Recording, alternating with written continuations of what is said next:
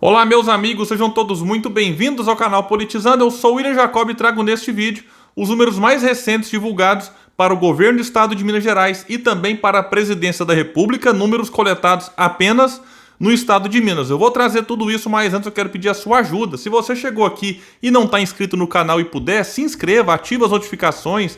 Se gostar desse vídeo, mas só se gostar, deixa o joinha, se não gostar, deixa o dislike. Se puder, comente alguma coisa, compartilhe com amigos, em especial aqueles que moram em Minas e que desejam saber como que está o cenário aí para as eleições do ano que vem.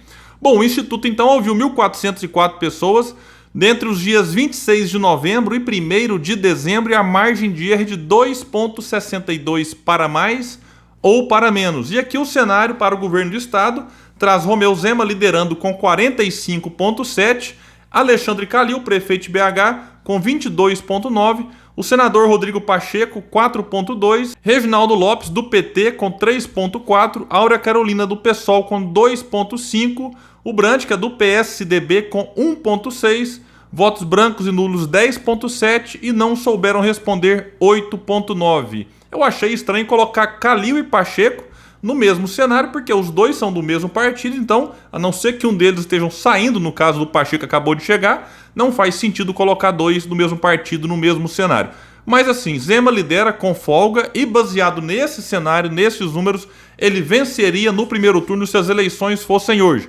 Mas elas não são. O fato é que o Zema agora está com uma popularidade melhor porque ele está conseguindo pagar o salário dos servidores em dia, além de umas outras questões, mas assim, muita gente agora está tendo a ideia de que o Zema consertou as contas do estado, o que não é verdade. O que ele conseguiu, assim como outros governadores, é uma liminar no STF em que o estado está com o pagamento da dívida com a União suspensa. Então não tem mais que pagar a dívida por enquanto, mas o STF já está pedindo para que Minas Gerais então ofereça um plano de recuperação fiscal. Vamos ver como que vai ficar a situação daqui para frente. Mas ao não pagar a dívida, aí fez uma sobra de caixa e possibilitou ao governador pagar de fato o salário em dia. Mas o fato é que a dívida de Minas Gerais, desde que Zema assumiu, aumentou e não diminuiu como muita gente imagina. Calil, prefeito de Belo Horizonte, foi reeleito com folga no primeiro turno em 2020, faz uma gestão reconhecida pela população de Belo Horizonte, e o Calil também é muito bem avaliado na região metropolitana. O desafio dele vai ser o quê?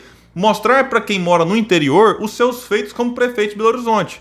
E aí sim, ele precisa talvez pensar em arrumar um vice que seja do interior, de uma região importante. E a favor do Calil também, nós temos o fato de que ele é do PSD, partido de Gilberto Kassab, e que tem os 3 senadores mineiros. Nenhum deles eleito pelo partido, todos eles chegaram depois. São eles Antônio Anastasia, Carlos Viana e o próprio Rodrigo Pacheco. Então isso pode realmente também dar uma encorpada na candidatura do Calil. Eu acredito que em 2022 a situação deve ficar entre os dois, a parada vai ser muito dura. Agora, se o Calil também decidir não se candidatar e continuar à frente da prefeitura até o fim do seu mandato, aí o PSD pode lançar Rodrigo Pacheco, que hoje é colocado aí como pré-candidato à presidência da República, mas a situação do Pacheco em nível nacional não vai ser fácil. Também não vai ser para concorrer ao governo do estado. Mas se ele eventualmente perder, aí ele volta e continua o seu mandato de senador, porque ele foi eleito aí em 2018, e o seu mandato vai então até 2027, o comecinho, quando é feita a troca em relação àqueles que serão eleitos em 2026. E esse instituto também trouxe aqui um levantamento para a presidência da República. O detalhe: no cenário aqui de primeiro turno, eles fizeram uma pesquisa colocando 17 nomes, é isso mesmo. 17 nomes foram colocados no mesmo cenário e Lula lidera com 38, no mês anterior ele tinha 39,7. Bolsonaro tinha 22,1, agora aparece com 21,7. O ex-juiz Sérgio Moro aparece aqui com 6,9, ele cresceu 1,8 em relação à última pesquisa. Ciro Gomes aparece em quarto com 5,3, ele cresceu 1,7 em relação à última pesquisa. Em quinto lugar, André Janones com 3,3, depois Marina Silva 2,6, Datena, que nem é mais candidato, 2,4, Pacheco 1,7, vejam, Pacheco de Minas aparece aqui para a presidência com 1,7, Daciolo 1,6, Mandetta 1,3, João Dória aparece com 1,1, Vera Lúcia 0,6, Álvaro Dias 0,4, Eduardo Leite, que nem é mais candidato também, 0,4%. Álvaro Dias também não é, porque é do mesmo partido, inclusive, do Moro. Boulos também, que não foi colocado hora nenhuma como candidato, ele vai concorrer ao governo do estado, 0,4%. Tasso Gereissati e Emael não pontuaram. Se a gente soma todos abaixo de Ciro Gomes, nós temos aqui 15,8% das intenções de voto, branco e nulo 6,9%, não souberam responder 5,4%. Então, com esse tanto de candidato, alguns que nem colocaram seus nomes como pré-candidatos, outros que colocaram, mas já retiraram os nomes, não são mais, fica difícil tirar alguma conclusão, porque se você tira qualquer um deles aqui, dá uma pequena modificada no cenário, então, enfim, não compensa a gente ficar analisando um por um. Se a gente foca nos 5 que aparecem mais bem colocados em outros institutos, no caso Lula, Bolsonaro, o Ciro, o Sérgio Moro, que se revezam em terceiro dependendo da pesquisa, e João Dória, a gente percebe que nesse instituto, lá em Minas Gerais, lembrando que foi feito só em Minas, nós temos Lula, Bolsonaro e Dória oscilando para baixo, dentro da margem de erro, e Ciro e Moro oscilando para cima, também dentro da margem de erro. A situação que chama atenção é João Dória, que aparece em Minas em 11º lugar, se realmente esse fosse o cenário. E para o segundo turno aqui nós temos Lula derrotando Bolsonaro 55,6 contra 32,5 do atual presidente. Essa diferença era 26 no mês passado, caiu para 23,1. Ciro também derrotaria Bolsonaro 49,7 contra 33,3. Essa diferença era 13,7, ela aumentou para 16,6 a favor de Ciro Gomes, repito. Lula venceria o Ciro aqui 52,8 contra 26,9. Essa diferença que era de 29,3 a favor do ex-presidente reduziu, agora é de 25,9. Eu sempre chamo a atenção nesse cenário Lula-Ciro, por quê? O Ciro Gomes é alguém que transita muito bem na esquerda e também em setores do centro e da centro-direita. Então, num eventual segundo turno contra Lula, acredito que o Ciro teria, obviamente, os seus próprios votos, ele conseguiria atrair votos antipetistas que nesse momento dizem que anulariam voto. Por exemplo, o bolsonarista raiz, ele nem consegue imaginar o Bolsonaro fora do segundo turno. Mas eu duvido muito que, se realmente fosse Ciro e Lula, que esse bolsonarista não deu voto a favor de Ciro para que Lula não vença. Então o antipetismo pode ajudar Ciro Gomes, que de 2018 para cá passou um risco e realmente faz uma campanha para afirmar o seu nome distante do PT, porque muita gente em 2018 via ele como um petista, enfim, algo que ele nunca foi, mas que de 2018 para cá tem ficado mais evidente. E eu digo até mais, que Ciro, num segundo turno contra Lula, teria votos que foram dados num primeiro turno a favor de Lula para derrotar Bolsonaro. Então, tirando o Bolsonaro do segundo turno, o eleitor que votou no Lula daria uma respirada e diria, olha, né, beleza, já que nós tiramos essa ameaça à democracia que é Bolsonaro, esse negacionista, essa tragédia que está acabando de destruir o país, agora essa pessoa que deu o voto no primeiro turno para Lula conseguiria pensar talvez numa melhor proposta para o Brasil. E aí talvez migraria de Lula no primeiro turno para Ciro Gomes no segundo. E eu acho que Ciro Gomes, independente de números, baseado numa lógica, seria o candidato mais forte para derrotar o ex-presidente num segundo turno. Mas continuando aqui, Lula derrotaria Moro 54,4 contra 28,7. Moro que derrotaria Bolsonaro 46,6 contra 29,7 do atual presidente, uma diferença aqui de 16,9. E vamos falar agora aqui um pouco da rejeição. E o site, eu vou deixar o link, ele vai mostrando o comparativo entre julho e novembro. Bolsonaro agora é rejeitado por 60,7% dos entrevistados. Não votariam nele de jeito nenhum. Era 63,2%, então uma pequena queda. Sérgio Moro é rejeitado por 45,1%, era 57%, então uma queda significativa. Ciro Gomes é rejeitado por 42,6%, era por 56,8%. E Lula rejeitado por 39,9%, era 50,2%. Todos eles melhoraram, mas o que melhorou mais a rejeição foi Ciro Gomes. Teve uma queda mais significativa. E vamos falar de potencial de voto. O que é isso? É quando você pega o votaria com certeza e soma com o poderia votar. E aqui nós temos Lula liderando com 58,4%, era 47,2%, então Lula cresceu 11,2% nesse potencial de votos. Em segundo lugar, no potencial, nós temos Ciro Gomes com 45,4%, era 27,5%, Ciro cresceu 17,9%. Sérgio Moro aparece em terceiro com 42,5%, era 26,8, um crescimento de 15,7.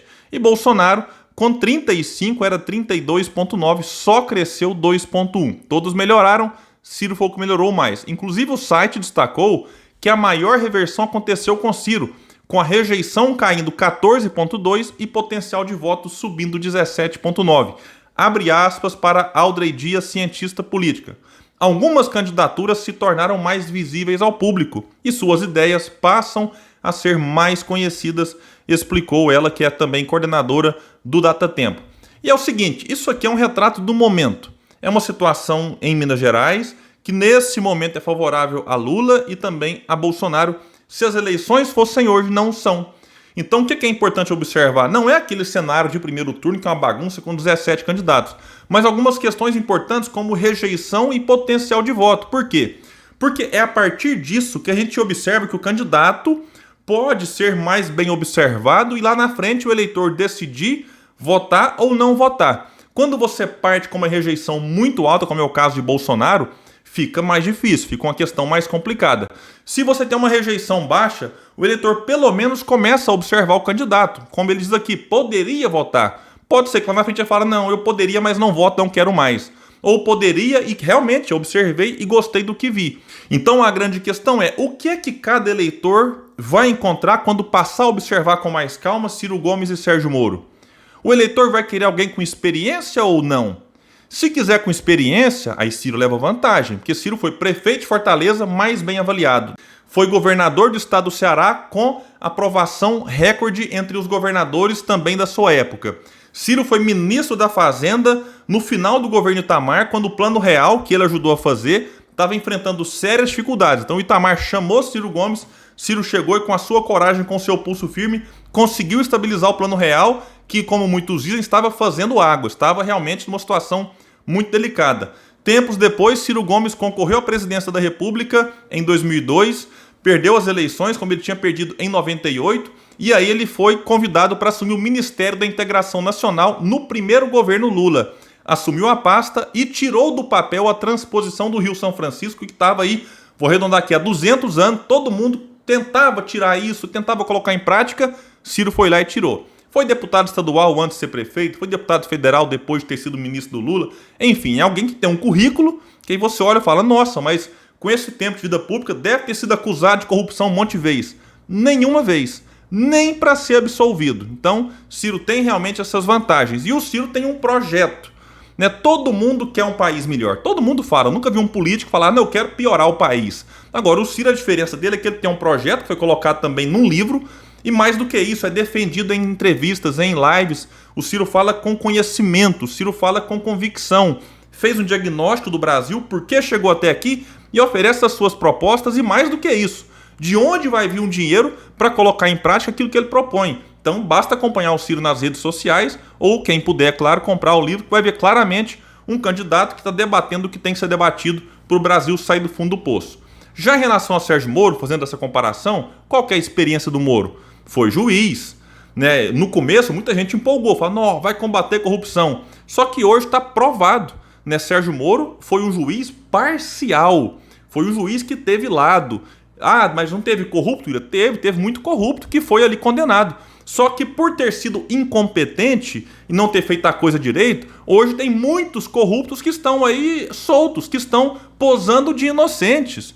Então, Sérgio Moro não é o que eu acho, é o que está determinado. A Corte Suprema determinou. Moro foi um juiz suspeito, foi um juiz parcial, um juiz incompetente.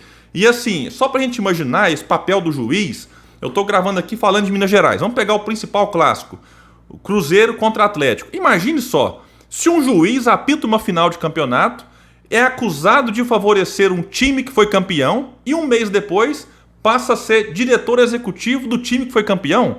Como é que fica isso? O futebol cai em descrédito. Então Sérgio Moro, ao ser acusado de ser um juiz suspeito, e não só acusado, foi considerado, realmente não me parece ter uma qualificação boa nem para ser juiz, que dirá ser presidente. E detalhe, depois ele vira ministro de Bolsonaro, a sua esposa chegou a dizer, eu vejo Moro e Bolsonaro uma coisa só. Então quem não está gostando do Bolsonaro vai eleger alguém com as credenciais do Moro, né, que saiu do ministério e foi trabalhar numa empresa nos Estados Unidos, que administrava a massa falida da Odebrecht, empresa investigada pela Lava Jato. Ou seja, realmente Sérgio Moro não me parece ter experiência necessária, e em se tratando de projeto e ideia, eu tenho acompanhado algumas entrevistas dele, é simplesmente inacreditável, é um deserto de ideias. Ele decorou algumas frases, não, tem que melhorar a educação, tem que melhorar isso, tem que melhorar aquilo.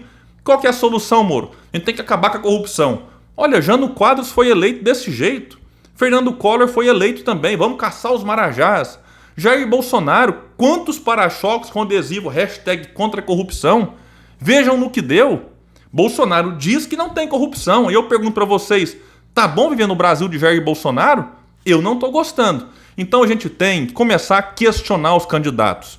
Porque não é baseado no nome, não é, ai, eu preciso de um herói, de um salvador da pátria, de um mito. Não. Não adianta agora o Moro falar assim, não, é que eu vou ter um nome aqui na área da economia, o meu posto Ipiranga. Não é isso. O candidato tem que ter um preparo mínimo. Ser presidente é coisa séria.